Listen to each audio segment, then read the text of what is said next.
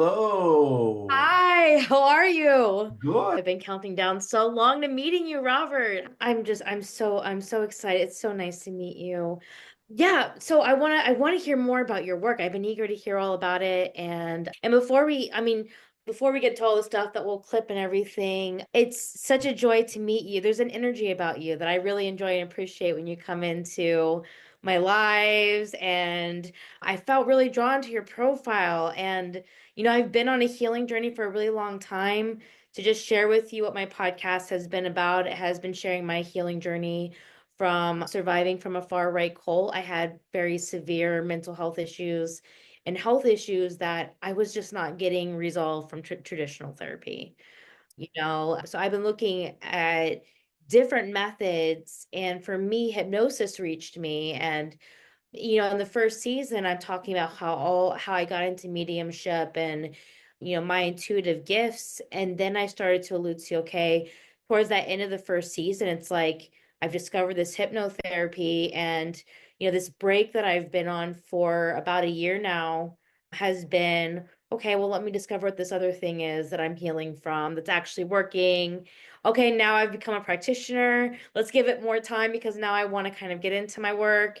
And then let's like, oh, okay, like now I just want to like find all these cross sections with hypnotherapy and different modes of healing and Mhm. trauma and the subconscious mind and purpose. And I think the biggest question that always comes up in, I'm sure, any of our energy work in the world is like what is my purpose? Why am I here?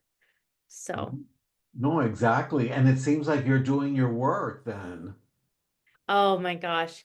It's a fabulous joy. It's very, you wouldn't think that you would find such joy in the healing from things like toxic people and other issues. But when you find that nothing is right or wrong, when you find out these things that we label don't need these negative labels, and and you understand what redirections are and how relationships that aren't meant to work don't work, and just understanding why you had to go through certain things and you place them, I'm realizing the biggest lesson teaching people is like you're going to find a lot of peace in properly placing things and Exactly. understanding Yeah. them.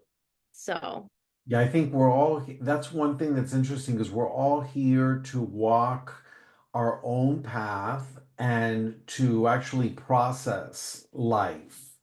And I always tell people, we're here to process our lives. I mean, we're not just here to kind of, go through life, kind of not even thinking about anything or, we have to stop, we have to reflect. And I think that's a big part of living, is that reflection and processing. Yeah.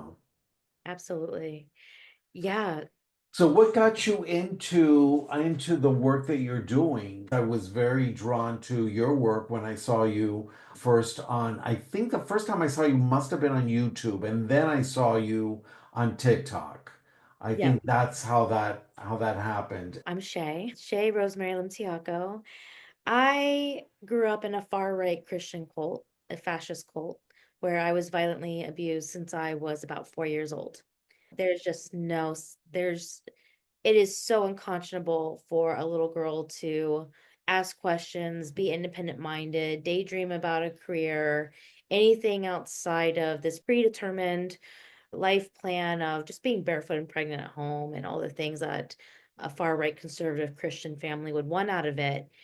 It wasn't a family where you could ask to learn, like maybe have a strike on you, like, hey, we don't ask these questions here. It's more about learning from punishment. So I actually did not know what was okay and what wasn't until, you get beaten for it. So you don't know what's actually good, and tiptoeing. And I never had healthy relationships or family, not to mention going through the abuses that I did. It was my paternal grandfather that led the cult that everybody was so afraid of. He was this muscle man that, could pick anybody up by their hair, as they would say. And I come from a very violent history when it comes to looking down the historical line and seeing how many generations this has gone on for.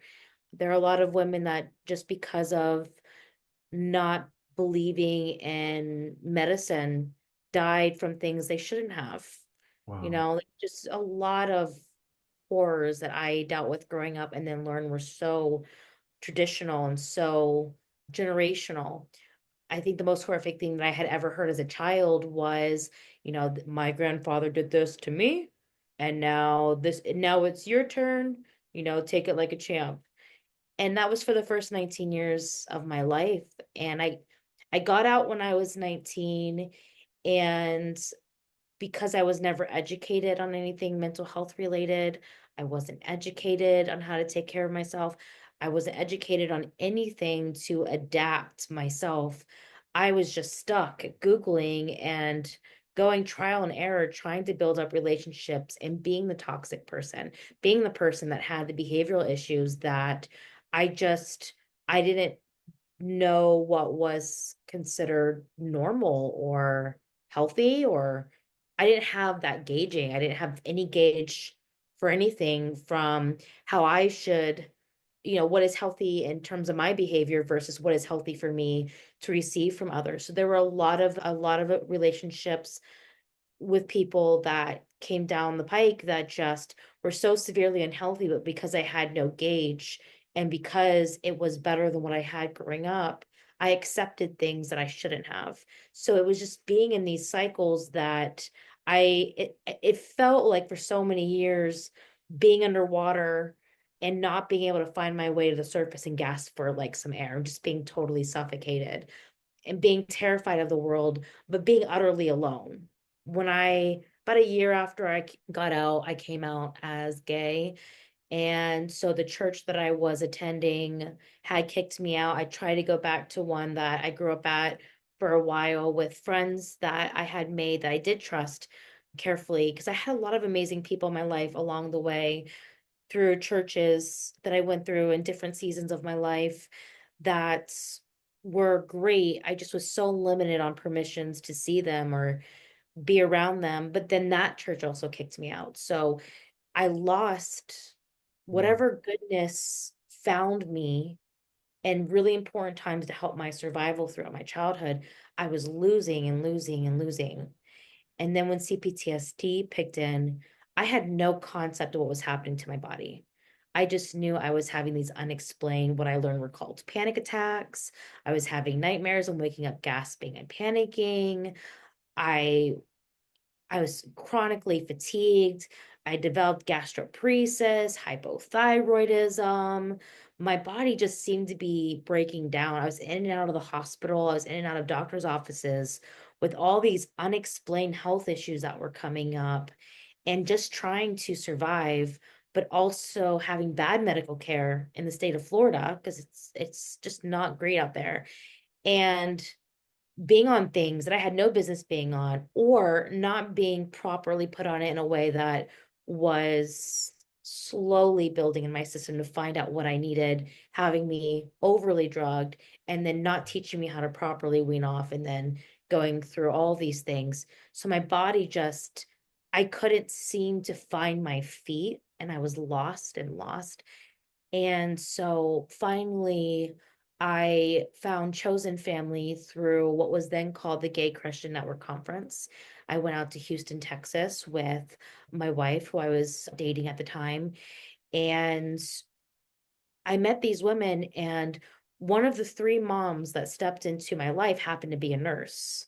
A Wow. lot of understanding of mental health and also neurodivergence, because it was like once I started getting on a healing track, thanks to her, all these new things that were always there my whole life that it would have helped to know in order to help myself were coming up for me. And she's like, have you been diagnosed as autistic?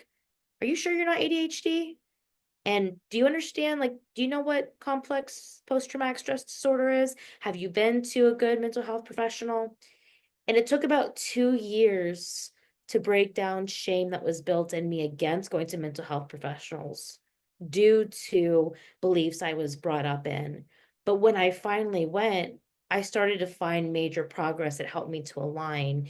And suddenly I found myself finding air pockets, finding my feet, figuring out like, okay, who am I in the world? What do I do next?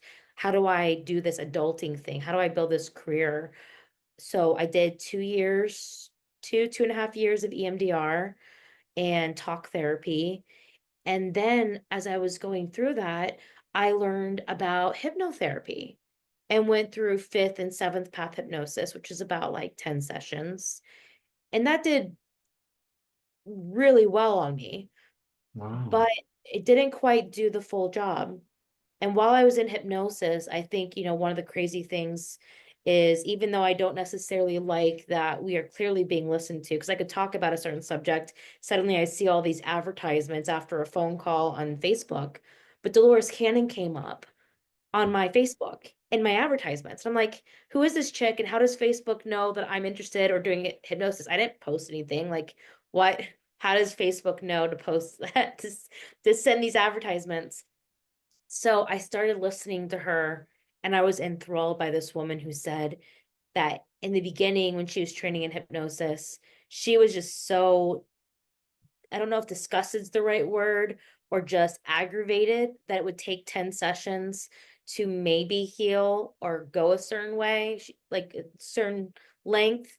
And she said, there's got to be a way to do this in one session and to get what you need and to also get answers to all these life's questions and understand. And over what was it, like 42 to 46 years, can't remember how many years they said, all these years until she passed away, she developed the QHHT method I first got trained in. But as I was going through so many sessions, I was naturally finding ways to hybrid mediumship for connection with people's loved ones while they're in hypnosis, while the healing's being generated. And then I started to find, as I trained in other methods, different ways to further advance the script. So that's when I started writing my own script for my method, and I call it multidimensional healing hypnosis. But I got full healing and recovery from the QHHT, and then I just found ways of just, let's see if we can go further with this. Like what more can I learn that I can do that will allow for more learning and more connection that might bring enlightenment to couple with that healing that might allow someone to open up their minds enough to ask questions about things that maybe they thought they were sure about that now they're not. Like, just to open up that curiosity if that's something that they're willing to have during their session. And it's opened up a lot of doors for me, for sure, to understand our soul's journey. I did find a lot of understanding in my own, and the the final straw for me, besides hearing the call during my hypnosis sessions to become a hypnotherapist, was realizing that I asked for this. Like, I chose this for a soul contract because not only did I want to understand how cults work and what it was like to go through that, but I wanted to learn what love is through what love isn't and be able to teach that.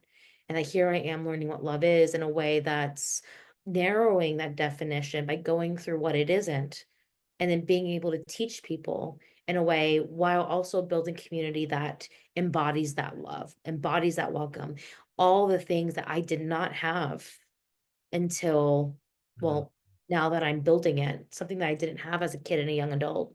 Now I'm in my mid 30s. I have everything that I wish I had as a kid.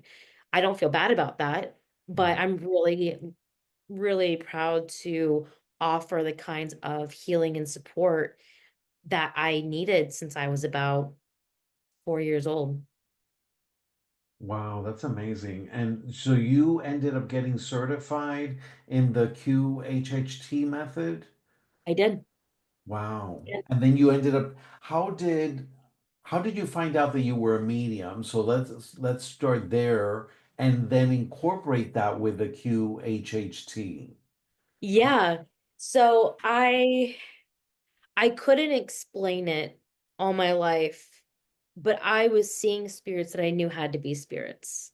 It was the way that they moved around the house. It did not go with anything that was hanging on the walls, not the movement, not the human body shape, not how they interacted with me. Even if I was being waved at or was seeing other actions in the house, I was always able to see spirits and never talk about it because of that upbringing. And I used to sneak around and watch paranormal shows because I needed somebody to relate to.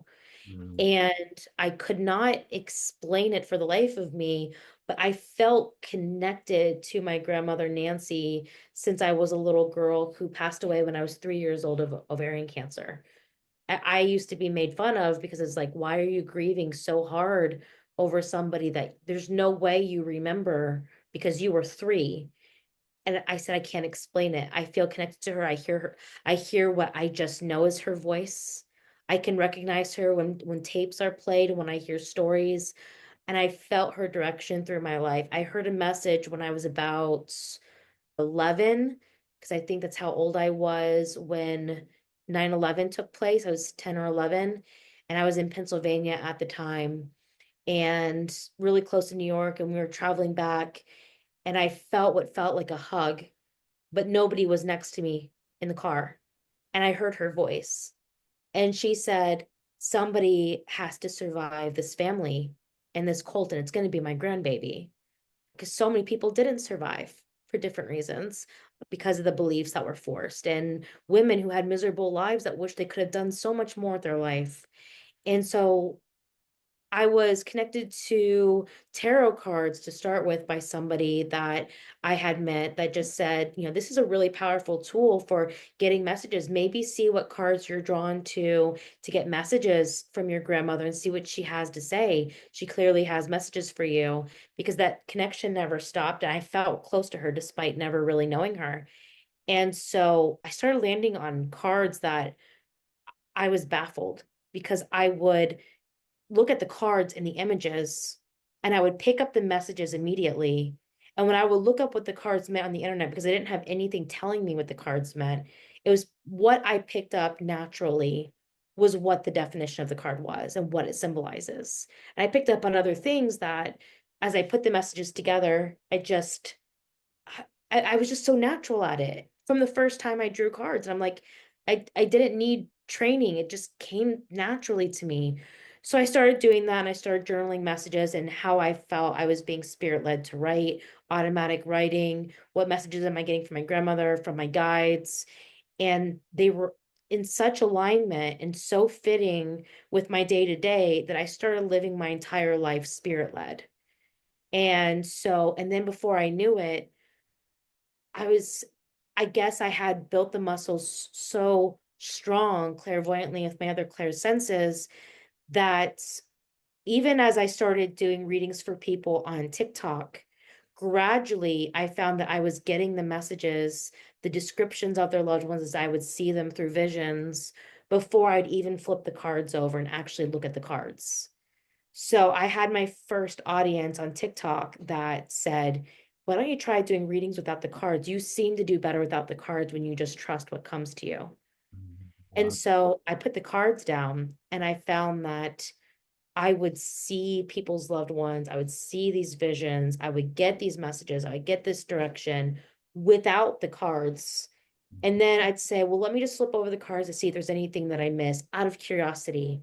And I would never get anything new, but it would come full circle with these messages that it wasn't just about, okay, like here's your loved one, I'm connected with them and they're at peace. It was way more than that because since I could connect with them, I could give other messages to resolve unresolved conflicts, to relieve the person that is still living from pain and guilt and other grief or questions that they had.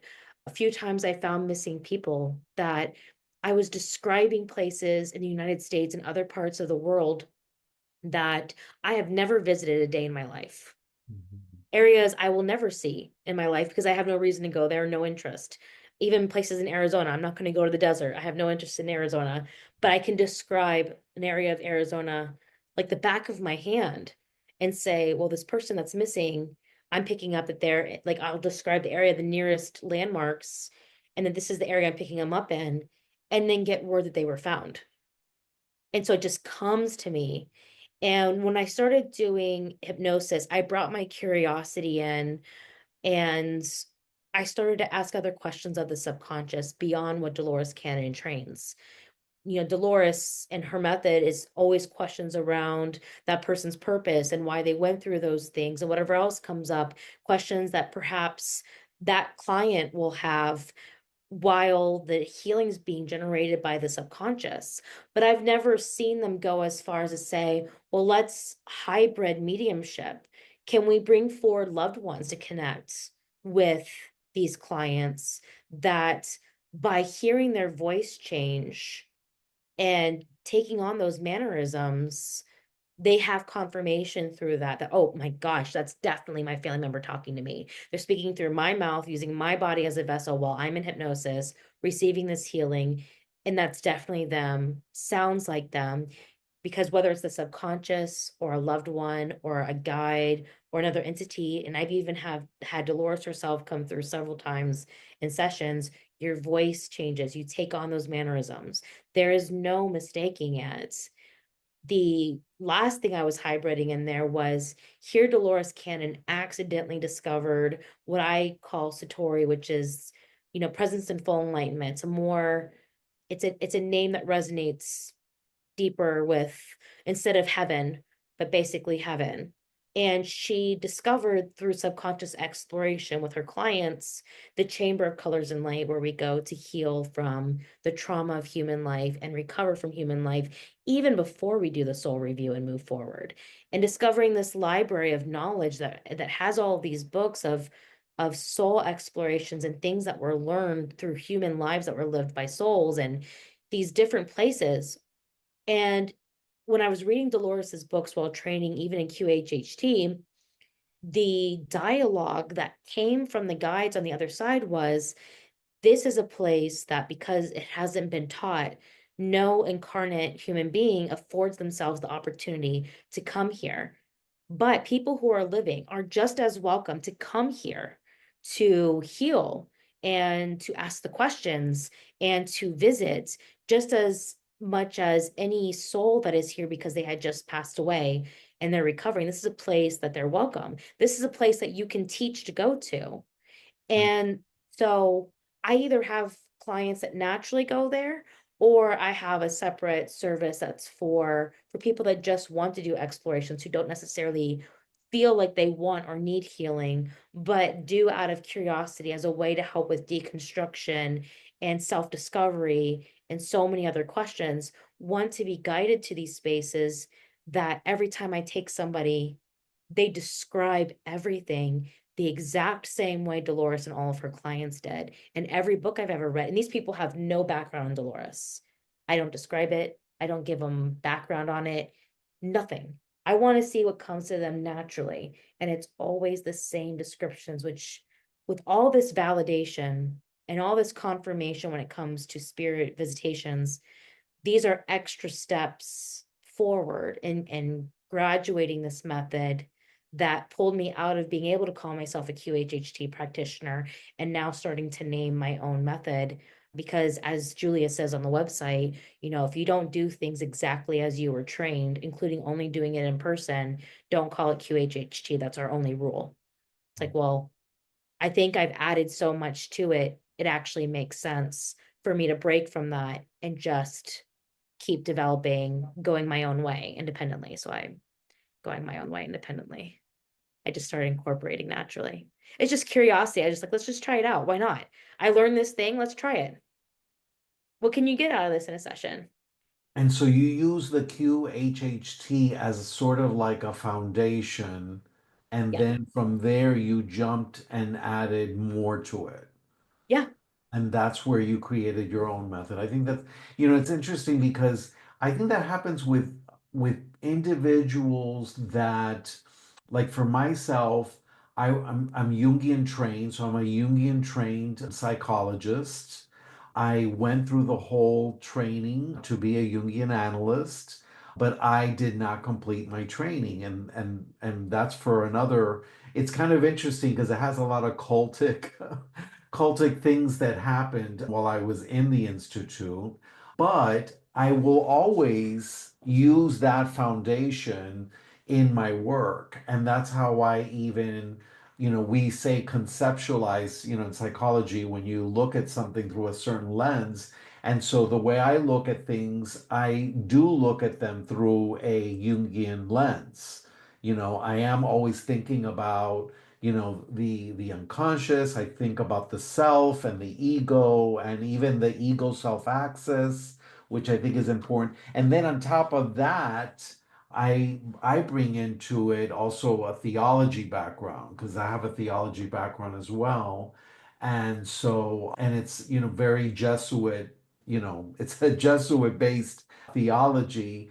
And so I just found that, okay, I have this, I built upon this, and then you just keep adding to it. And I think that that's what's Good. amazing because you've also done that where I see that sometimes people, they learn something and they just stay there. And I guess Right. that's okay maybe for them, but and sometimes they stay there because they want to remain pure to the training, or they're like, oh well, I'm not going to leave QHHT. That's what I'm trained in and that's all I'm going to do. But I think with you, it seems like it's become a living thing. So you Yeah. started there and then you just kind of evolved naturally into this other model that you've named. So Yes, absolutely. yeah, I mean, I think that's So cool. It's amazing that you say that because I didn't finish training at QHHT either. I did level one and I felt this full stop. I was like, if I go to these other levels that are intended to teach me their toolbox for when you have different, unique, or difficult cases, I don't want that to get in my head because my feeling is the mark of a really strong hypnotist, coming from my background, is somebody who can get away from the rigid script and off the cuff, even if something is really unique or different, can embrace that time. And if you understand the concepts of hypnosis enough and these other methods that you're using, you should be able to go with the flow and learn new things. Whereas if we only stick to the script, and if we only, as a backup, stick with the same toolbox, we're not open to being shown a new way and building our own toolboxes that might be revolutionary or might allow things that advance it further. I know Dolores would be very proud of me and my work with that because that's how she developed QHHT in the first place. But I found that because of a lot of cultish things, just as you're alluding to with Jungian, is that cult behavior that kind of pushes you away and says, ooh, I don't think it's for me to stay here and keep like developing. I think this is for me to take what I have gleaned from this amazing method and move forward and develop naturally based on what I'm seeing in my own patterns with my own clientele. And so once I saw negativity of people not naming me, but really discussing them the forums because of the challenges that I brought by daring to go a more unique way or a more open way, I was like, well, before this turns into a thing, let me just leave wow. because that's where spirit's drawing me anyways, and I'm not feeling like it's for my soul journey to be in the same place. I feel that pull and that guidance towards, there's a fork in the road and there's you and then there's where I'm meant to go and I'm meant to go here and you're meant to go there. So I'm going to follow that and I'm going to say thank you for everything you've given me. You do you. I promise I won't, call it your thing, Right. but I am developing my own thing. Wow. Yeah, that's it. And I'm always amazed how, because in the way that I look at what you just said, everything that you've said, it's that there is this, I call it the self, which is that deeper, that real essence of who we really are, which is what I call the divine essence. It's that spark of the divine, because I do believe that, we are part of the divine and we're almost like, I mean, I keep going back to, and this is where I get to my Christian roots, where I talk about Christ in you, the hope of glory. And I do believe that. And I think originally, we were meant to trust that. We were meant to really kind of not listen to, people externally for rules, but to actually follow that deep part of who we are. And so when I hear your story, I'm thinking, obviously you followed that deeper part of you out of this, right-wing cult. And then you went into all these different places and kind of not even, I mean, normally we don't know what the next steps are. We're just kind of following, Right. right? And we have Yeah. to trust that. And so you went through all these different things, these experiences, and then you get to the QHHT. And even after learning like level one, and I don't even know how many levels there are, but you've learned enough that something then said, okay, you're not meant to stay here. Come along. We're going to keep going, and you really trusted that and you followed that. So, I mean, I'm always amazed at hearing those kinds of stories because it really talks about having that faith in that part of you. I guess it's the Hermit card on the tarot, which is the monk, and he's kind of having a little Yep. lamp. And Yeah. yeah, and I always remember in my Jungian training, because the Jungian training is it's a lot of work, and you have to be an analysis. And Mhm. so you are an analysis, plus you have a supervisor. And I remember many times where I'm just like, I hate not knowing. I hate it. I hate being in this fog. And my analyst would tell me, she said, well, remember, you have a little lamp and you're only meant to see a couple feet ahead of you. So Right. just keep walking, and and I'm like, yeah, but I want to see more. I want this fog to dissipate and see more. And that was so difficult. But like you ended up trusting yourself and you went that way. So I mean, that's amazing. It wasn't always that way. I used to be a very black and white person to a fault, where I was so anxiety ridden because I needed to know. And I think that really proved to come from the trauma that was still in me and my body. Because the more that I healed, the more that I was like, okay, I can deal with this. Although it's frustrating at times because you want to know, okay, like, when do I take this next step? What is that next step? And it's it was nerve-wracking starting Ethereal Connections because, like, this is my first individual business. I started out doing readings, and when I lost my last career job as a GIS analyst doing map making and all this and data stuff, when I lost that, I just was so devastated because it was a job that I loved, but I didn't realize that I would be pushed to take this kind of grievance time with it and then suddenly start hearing that direction like, okay, now you're meant to pour in full time into your work. Because here comes this thing where I'm getting certified in hypnosis, and all the right people seem to find me. And I'm hearing their stories about how they learned about my work or how they found me, including a woman who she she woke up, she didn't know why at 3 a.m. I couldn't sleep. I was up. I saw a lot of people on live. I'm like, out of curiosity, let's just see who pops in at 3 a.m. Let's just do a live just for fun to hang out. I had no clue it was going to blow up and that she was going to find me.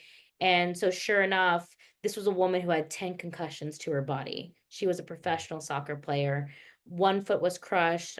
Then she had a severe injury on the other leg. I can't remember which was which, but she was disabled. She said that she couldn't lift soccer cones. She couldn't demonstrate kicking the ball into the net because of the severe pain. And with prolonged issues with her nerves and that pain, she developed a nerve disorder. And so she did hypnosis with me. And during that time, she even had a brother and her mom come through. She received messages for herself, for her sister, for her family members, and which brought the whole family to tears for those who got to listen to the recording that she shared, because they were like, oh my gosh, that really is them. That's their mannerisms. That's them. Like, this is incredible. But through that healing, it was about 2, 3 hours later, tops, after she did a session, weeks after that 3 a.m. find on the TikTok live. And she's texting me on my phone and saying that she feels so good after hopping on a treadmill. She was able to get up on a treadmill and start running. And Wow. she said, I even got on a yoga ribbon.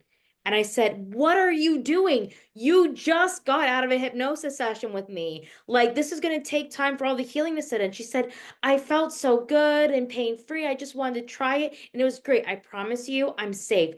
You better be safe or you're going to be back in for another session with me. Are you sure? How are you feeling? How's your legs? She's promising me she's feeling great. Now a couple months pass, and recently she hops in my live. This was only like a few weeks ago. She hops in my live and she says, I can't remember if I told you this, but for the first time in years, I was able to play soccer. So Wow. she jumped into a community soccer event. She was able to kick the ball, kick goals. She said that she started demonstrating to her students. She says that she found that she doesn't have pain when she's active. So instead of only coaching through her words, she gets to demonstrate again and she plays community soccer again. And she's fully active now, and the hypnosis was regenerating cartilage in areas where she's lost that support that made it so she couldn't move the same way, as well as removing the pain and inflammation and resolving the nerve disorder that she now no longer has. I just thought, oh my God, I sometimes I get out of sessions and I'm like, I need a break because I'm overwhelmed that I just did that thing and I need to process this because what is my life right now? This is crazy. Like, I got to facilitate that. You're telling me you're playing soccer again. You couldn't play soccer. It's just, it feels like such an honor to be guided to this work. So it's so cool to receive healing. And I have a full bill of health now for myself, even my mental health. I was able to get off of medications. I no longer have CPTSD and Stockholm syndrome. And so to go through my own healing as well, and then have others go through healing with my help, it's just like, okay, I found this home, but it doesn't feel like the end of my training. I can feel it in my near future of more things that I know I'm going to discover and train in that's only going to let me develop my own method further and further and do more to help people. And so it's wild. Here I go to college for environmental science, and now I'm getting into all these forms of therapy. And I had no clue. If you would have told me I would be doing all this even 5 years ago, I would have thought you were crazy. Come on. Why would I do that and jump to therapy when I could just play around with data points on a computer for 8 hours a day? It's Wow. crazy. It's like, okay, well, okay, well, that's not so crazy. And I think it's, it sounds to me that you are open to the evolution of what you are doing and where it's going. So it's not like, you learn something and it's done, and then you're just applying what you learned over and over and over. I think a lot of people do that, and I mean, and that's fine. But I think what I'm hearing with you, it's almost like, you're just constantly evolving. So even as you're doing the work, you're curious and you're like, oh, how about this and how about that? And then maybe you learn something else and you apply it, and you learn something else and you apply it. So, and I hear that a lot in the work. I mean, I think anytime, you know, even in the work that, like, for example, that I do, which is kind of similar, you don't just stop. I mean, you don't just stop learning, and you're always having experiences with the people that you're serving, and it's just a constant growing. That's kind of how I look at it. And so, yeah, so, where do you see yourself going forward? Like, what are some things you're curious about? Some new things you're curious about that maybe that's going to be where you're going to be heading next? Well, I'm curious about the Jungian that you do. Can you tell me about that and what is that? And tell me about your method because I'm always amazed when I meet somebody who also has broken away from where they were originally training. Because I was really bothered by the situation of being so discouraged in a space that I would have thought, given how Dolores had created her method, you would think it'd be encouraged to be as open-minded as she was. And so at first, before I found that that's actually a pretty common thing for people to break away and build their own thing, I was actually scared at first because I was like, wow, I'm not going to have a supportive body. I'm just going to be this independent hypnotherapist with my own method that I'm going to have to teach and explain that, I'm happy to, but that scary unknown of how on earth am I going to build my business when it's going to take so much time to get exposure to this new thing that I'm doing and why it's different.